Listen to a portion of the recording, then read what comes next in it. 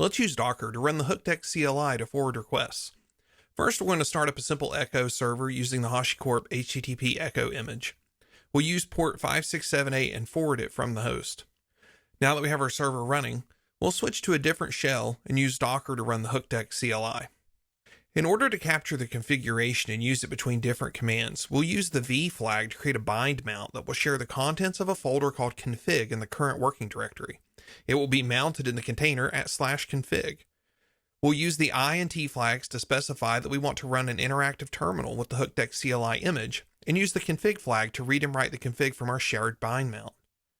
Click the provided link and complete the login process. Now we're going to use the same Docker command structure with the bind mount to share the configuration as we run the listen command.